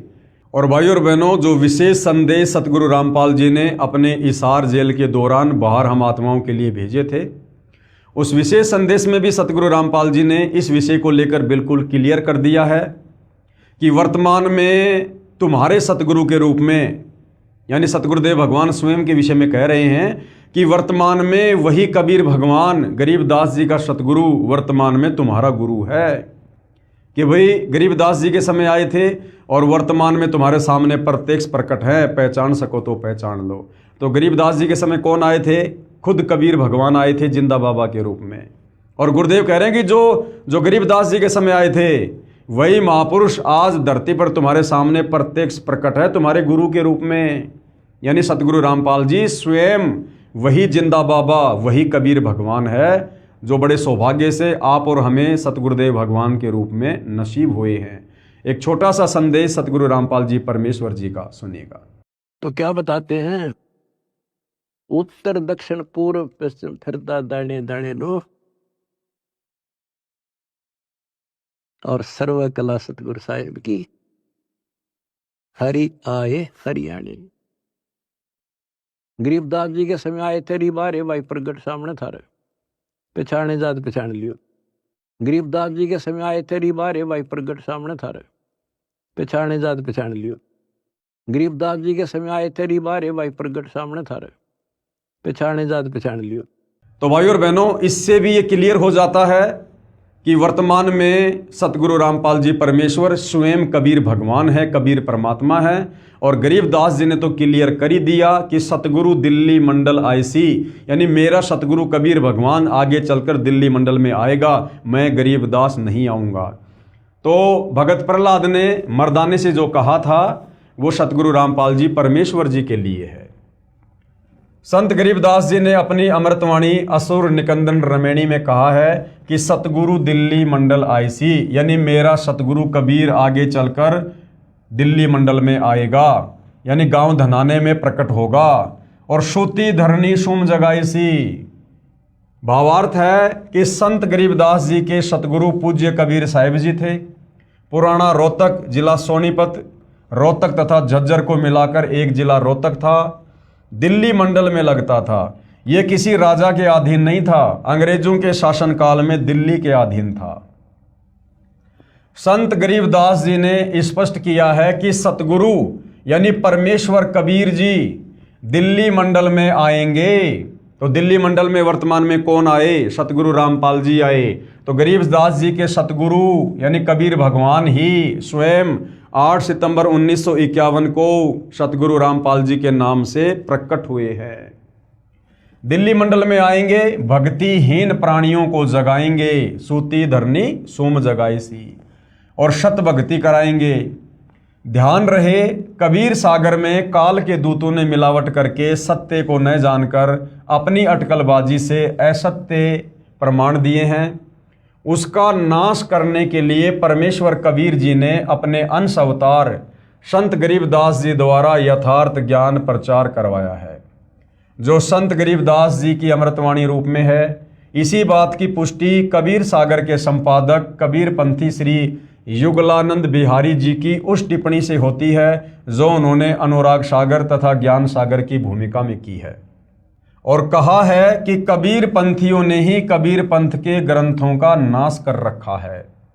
अपने अपने मत अनुसार फेर बदल करके अपने मत को जोड़ा है। मेरे पास अनुराग सागर तथा ज्ञान सागर की कई प्रतियां रखी हैं जिनमें से एक दूसरे से मेल नहीं खाती हैं। सतगुरु रामपाल जी महाराज का जन्म, लेखक के अनुसार जन्म, और जब ये ज्ञान समझ में आएगा तो उसके अनुसार अवतरण। सतगुरु रामपाल जी महाराज का अवतरण श्री नंदराम जाट के घर 8 सितंबर 1951 को गांव धनाना, जिला सोनीपत, उस समय जिला रोहतक में हुआ था, जो वर्तमान हरियाणा तथा पंजाब प्रांत मिलकर उस समय एक ही पंजाब प्रांत था। परमेश्वर कबीर जी ने भी कहा था कि जिस समय कलयुग 5500 वर्ष बीत चुका होगा, मैं गरीबदास वाले 12वें पंथ में आगे स्वयं आऊंगा। कबीर परमात्मा जी ने 650 साल पहले धर्मदास जी के माध्यम से कबीर सागर लिखवाया था, और जब धर्मदास जी काफ़ी चिंतित हो गए थे कि हे परमात्मा, आपने मुझे तो सार नाम दे दिया लेकिन मेरे वंशजों को देने से मना कर दिया, तो ये कैसे पार होंगे? धर्मदास जी चिंतित हो गए। तो कबीर परमात्मा ने कहा कि धर्मदास तू चिंता ना कर, 5505 वर्ष जब कलयुग बीत जाएगा, उस समय मैं खुद गरीबदास जी के 12वें पंथ में जाऊंगा आगे।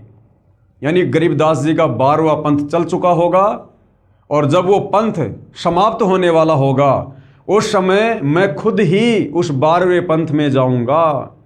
12वें पंथ हम ही चल आवें, सब पंथों को मिटाकर एक पंथ चलावें। तो आदरणीय गरीबदास जी के 12वें पंथ में आगे चलकर खुद कबीर भगवान ने ही आना था, और खुद कबीर भगवान सतगुरु रामपाल जी के नाम से आदरणीय गरीबदास जी के 12वें पंथ में ही आए, क्योंकि साध वचन पलटे नहीं, चाहे पलट जाए ब्रह्मांड।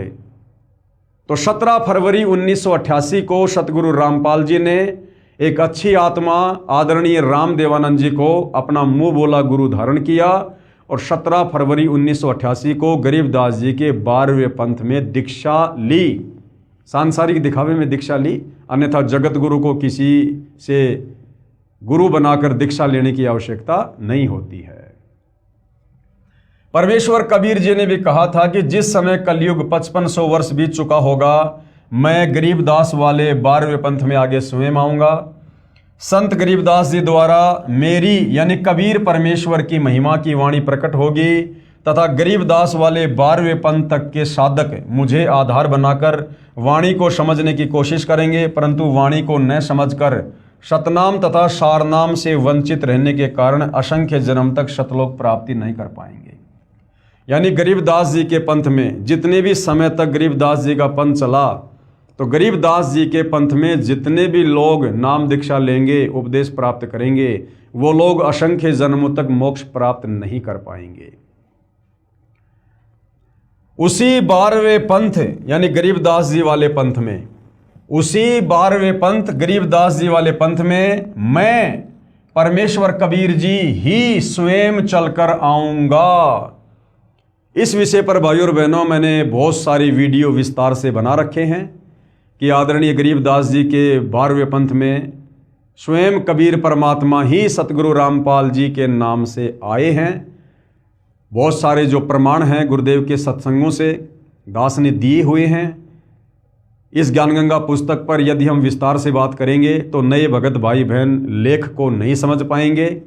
इसलिए यदि आप सतगुरु रामपाल जी परमेश्वर जी से उपदेश प्राप्त हैं तो आप मुझदास के और भी बहुत सारे वीडियो सोशल मीडिया पर देख सकते हैं। इस विषय को लेकर आपको भली भांति समझ में आ जाएगा कि आदरणीय गरीबदास जी के 12वें पंथ में 17 फरवरी 1988 को कबीर परमात्मा यानी सतगुरु रामपाल जी ने आदरणीय रामदेवानंद जी से सांसारिक तौर पर दीक्षा लेकर उनको अपना मुंह बोला गुरु धारण करके उन्होंने जो है एंट्री की है, क्योंकि परमेश्वर की वाणी कभी गलत नहीं हो सकती है।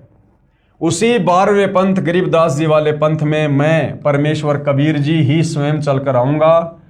तब संत गरीबदास जी द्वारा प्रकट की गई वाणी को मैं कबीर परमेश्वर प्रकट होकर समझाऊंगा। तो सन 1994 से आदरणीय गरीबदास जी की वाणियों को सदग्रंथ साहिब को खोल खोल कर गांव-गांव जाकर सत्संग करके कौन महापुरुष समझा रहे थे, सतगुरु रामपाल जी समझा रहे थे।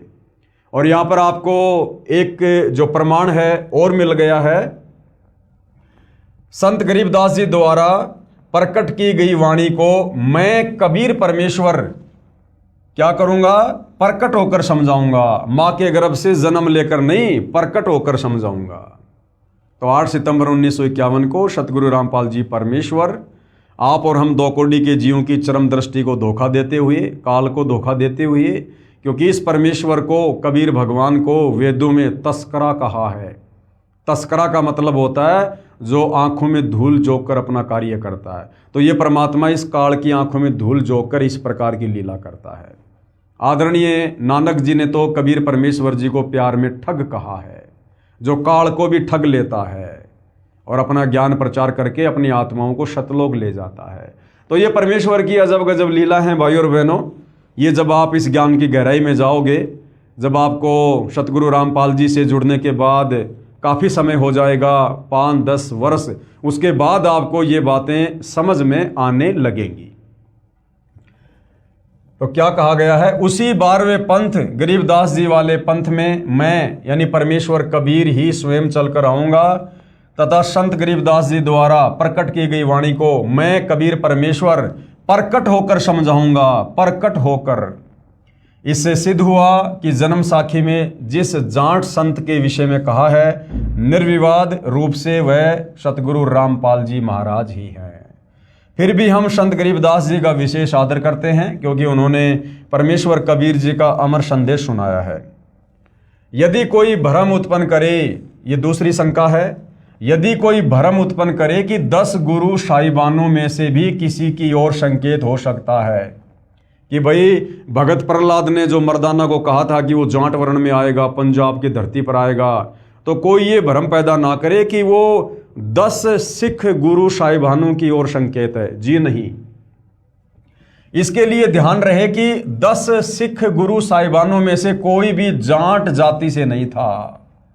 दूसरे सिख गुरु श्री अंगद देव जी खत्री थे, यानी नानक जी भी जाति से जो है वो खत्री थे, और दूसरे सिख गुरु श्री अंगद देव जी भी जो है वो खत्री थे।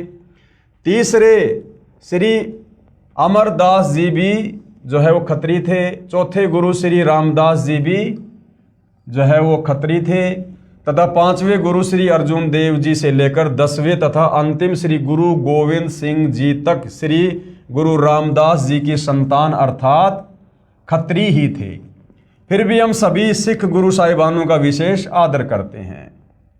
यानी कहने का मतलब है, मर्दाना ने जो पूछा था, भगत प्रहलाद ने जो बताया था कि वो जाट वर्ण में होगा, पंजाब की धरती पर होगा, वो सतगुरु रामपाल जी परमेश्वर जी के विषय में है। सतगुरु रामपाल जी महाराज कहते हैं, जीव हमारी जाति है, मानव धर्म हमारा, हिंदू मुस्लिम सिख ईसाई धर्म नहीं कोई न्यारा। ये स्लोगन है, ये नारा है परमेश्वर रामपाल जी का कि जीव हमारी जाति है, अर्थात हमारे को भिन्न भिन्न जातियों में केवल इस काल ने यहाँ पर बांट रखा है। असल में हम सब की एक ही जाति है कि हम सब जीव हैं और हमारी किसी प्रकार की कोई औकात नहीं है, हम जीव हैं। और मानव धर्म हमारा, अर्थात मानवता से बढ़कर, इंसानियत से बढ़कर दूसरा कोई धर्म नहीं है।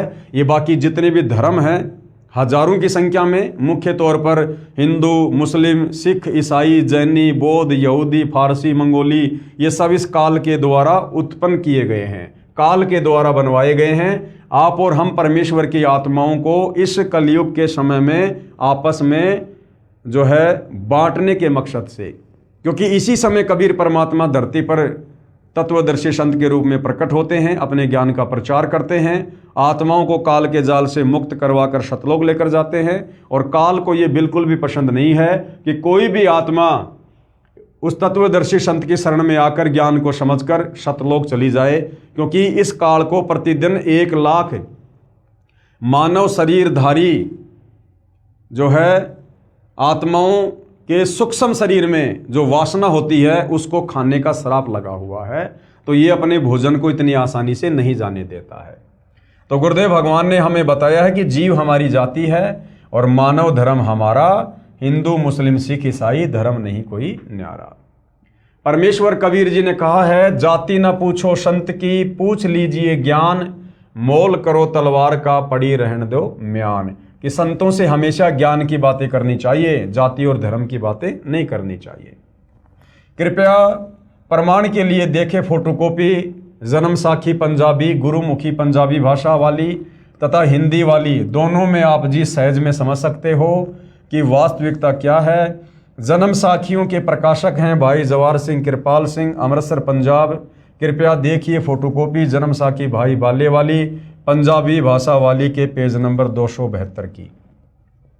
ये जो भाई बाले वाली जन्म साखी है जो पंजाबी भाषा में है, उसके पेज नंबर 272 पर यानी 272 पर ये लेख लिखा हुआ है। दास को तो पंजाबी भाषा आती नहीं है, आप जी देख सकते हैं। हम सीधा इसकी हिंदी वाले एडिशन पर चलेंगे। कृपया देखें फोटोकॉपी जन्म साखी भाई बाले वाली हिंदी वाली के पेज नंबर 305 पर। तो ये लेख यहाँ पर साफ साफ लिखा हुआ है, भाई बाले वाली पेज नंबर 305। तब भगत प्रहलाद ने कहा, हे नानक देव, आपको इस कलयुग में बड़ा भगत बनाया है। आपकी ही संगति से अनेकों प्राणियों का भला होगा और आपका अनंत प्रताप होगा। तब मर्दाने ने कहा, हे भगत प्रहलाद जी, आप भी तो परम भगत हैं तथा भगवान ने आपके लिए ही अवतार धारण किया था। मर्दाने ने क्या कहा प्रहलाद जी को कि आप भी तो परम भगत हैं तथा भगवान ने आपके लिए ही अवतार धारण किया था। यानी भगत प्रहलाद जी, आप भी तो त्रेता युग में महान भगत हुए हैं और भगवान ने नरसिंह अवतार आप ही के लिए तो धारण किया था। आप भी तो परम भगत हैं तथा भगवान ने आपके लिए ही अवतार धारण किया था। प्रहलाद जी ने कहा, हे भाई मर्दाना, इस स्थान पर या तो कबीर पहुंचा है और यह गुरु नानक आया है। यहाँ आना कोई आसान यानी कोई सुगम कार्य नहीं है। एक और महापुरुष होगा जो पहुंच सकेगा, यानी मेरे लोक में एक और महापुरुष होगा जो आ सकता है। मर्दाने ने कहा, हे भगतवर, वह पुरुष कौन और कब होगा? प्रहलाद ने उत्तर दिया, जब गुरु नानक देव यहाँ आएंगे तो इनके 100 वर्ष पश्चात, यहाँ पर सैकड़ों वर्ष था लेकिन लेखक ने यहाँ पर 100 वर्ष लिखा है जो गलत है।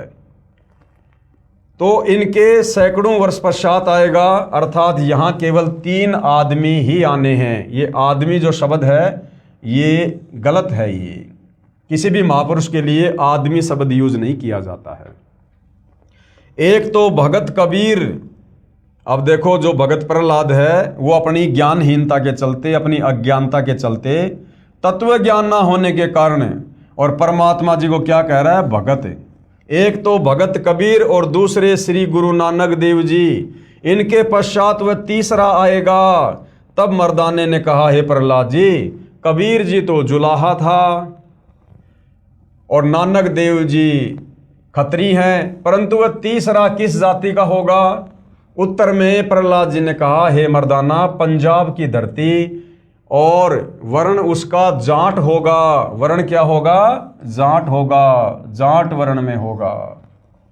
तथा नगर बटाला, ये बरवाला था भाई और बहनों, बटाला नहीं, तथा नगर बरवाला होगा। उस समय मर्दाना गुरुजी के चरण, फिर आगे लेख समाप्त हो जाता है। अब यहां पर किसी ने सवाल किया सतगुरु रामपाल जी के भक्तों से, प्रश्न, एक संस्कृत के विद्वान शास्त्री ने कहा कि आपके गुरु सतगुरु रामपाल जी महाराज संस्कृत नहीं पढ़े हैं। आप कहते हो कि उन्होंने श्रीमद् भगवद गीता का यथार्थ अनुवाद करके भक्तों को बताया है, यह कभी नहीं हो सकता। तो भगत ने क्या उत्तर दिया? सतगुरु रामपाल जी महाराज के भगत ने उत्तर दिया, शास्त्री जी, उसी को तो परमेश्वर का अवतार कहते हैं, जो भाषा का ज्ञान ना होते हुए यथार्थ अनुवाद कर दे। क्योंकि परमेश्वर सर्वज्ञ है, सर्वज्ञ यानी सब कुछ जानने वाला, वो हर भाषाओं को जानता है। उन्हीं गुणों से युक्त उसका भेजा हुआ अवतार होता है। वह अवतार सतगुरु रामपाल जी महाराज जी हैं। जबकि इस ज्ञान की गहराई में जाने के बाद पता चलेगा कि सतगुरु रामपाल जी किसी के अवतार नहीं हैं। सतगुरु रामपाल जी स्वयं कबीर भगवान हैं, सर्वज्ञ हैं, और ये स्वयं ही सतलोक से अवतरित हुए हैं। आप तो केवल वेदों और गीता के अनुवाद से ही अचंभित हैं। सतगुरु रामपाल जी महाराज ने तो बाइबल तथा कुरान को यथार्थ रूप में बताया है, जिसे ईसाई धर्म के वर्तमान के फादर व पादरी तथा मुसलमान धर्म के मुल्ला व काजी भी नहीं समझ सके। तो भाइयों और बहनों, ये पवित्र पुस्तक ज्ञान गंगा, इस पवित्र पुस्तक ज्ञान गंगा में सर्व धर्म शास्त्रों से प्रमाणित यथार्थ ज्ञान है। आज से पहले हमने केवल अज्ञान ही सुना था, अज्ञानी धर्मगुरुओं की मनमुखी भक्ति वाली बातें, शास्त्रों वाली बातें हमने सुनी थी। अब जब हमारे सामने ये प्रमाणित ज्ञान आएगा तो आत्मा एकदम से तो स्वीकार नहीं करती है, लेकिन यदि हम थोड़ा सा धैर्य रखेंगे, थोड़ी रुचि लेंगे और परमपिता परमेश्वर जी से यदि हम अरदास करेंगे सद्बुद्धि की, तो भाई और बहनों, अवश्य हमें यह तत्व ज्ञान समझ में आएगा, जो तत्व ज्ञान हमारे ही धर्मशास्त्रों में था। लेकिन हमारे ज्ञानहीन काल प्रेरित धर्म गुरु हमें शास्त्रों से इस ज्ञान को निकाल कर नहीं दे पाए और हमें यथार्थ भक्ति और भगवान से दूर रखा, अपरिचित रखा, जिसका खामियाजा हम युगों युगों से भुगत रहे हैं। ना जाने कितनी बार हमने लक 84 योनियाँ भोगी हैं, कितनी बार हम स्वर्ग में गए, हम नरक में गए, असहनीय पीड़ाओं को भोगा, मोक्ष ना होने के चलते। क्योंकि शास्त्र विधि को त्याग कर शास्त्र विरुद्ध साधना करने के चलते, मनमुखी मंत्रों का जाप करने के चलते, ब्रह्मा विष्णु महेश काल दुर्गा या अन्य देवी देवताओं की भक्ति पूजा करने के चलते हमारा मोक्ष नहीं हो सकता है। तो भाइयों और बहनों, आज वो समय आ गया है। ये कलयुग की बिचली पीढ़ी है, मोक्ष का प्राइम टाइम है। आप और हमारे पास में गोल्डन चांस है। परमात्मा कबीर देव स्वयं सतगुरु रामपाल जी के नाम से धरती पर प्रकट हैं, जगत गुरु की भूमिका कर रहे हैं, तत्वदर्शी संत की भूमिका कर रहे हैं। हमने थोड़ा सा धैर्य रखना है, निष्पक्ष होकर हमने उनके ज्ञान को थोड़ी रुचि लेकर समझना है। एक बार यदि आत्मा ने इस ज्ञान को पकड़ लिया, स्वीकार कर लिया, तो भाई और बहनों, फिर मोक्ष में किसी भी प्रकार की कोई शंका नहीं है।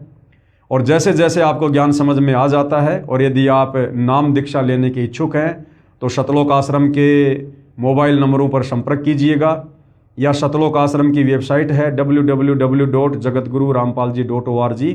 वहाँ से आपको समस्त जानकारी मिल जाएगी, कहाँ से आपको दीक्षा मिलेगी, कैसे मिलेगी, कैसे आप सतगुरु रामपाल जी के पावन चरण कमल से जुड़ सकते हैं, अपनी आत्मा का कल्याण करवा सकते हैं। तो हम इस पवित्र पुस्तक में धीरे धीरे आगे बढ़ेंगे।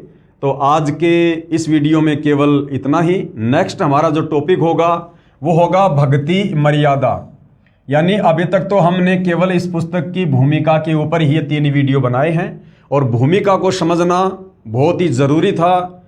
भूमिका को समझे बिना हम आगे पुस्तक के लेख को नहीं समझ सकते हैं। तो अब आगे यथार्थ में ज्ञानगंगा पुस्तक का ज्ञान शुरू होगा और सर्वप्रथम सतगुरु रामपाल जी से जुड़ने के लिए क्या क्या मर्यादा हैं, क्या क्या उनके नियम हैं, उनके विषय में जानकारी होनी बहुत ज़रूरी है। तो भाई और बहनों, कल रात्रि 8:30 बजे हम भक्ति और मर्यादाओं के विषय में जानकारी प्राप्त करेंगे। तब तक पूज्य गुरुदेव भगवान हम सबको आज्ञा दे, आशीर्वाद दे, सद्बुद्धि दे, हमें भ्रमने और भटकने से बचाए, परमेश्वर इस ज्ञान को समझने के लिए हमें योग्य बनाए। बंदी छोड़ सतगुरु रामपाल जी परमेश्वर जी की जय हो।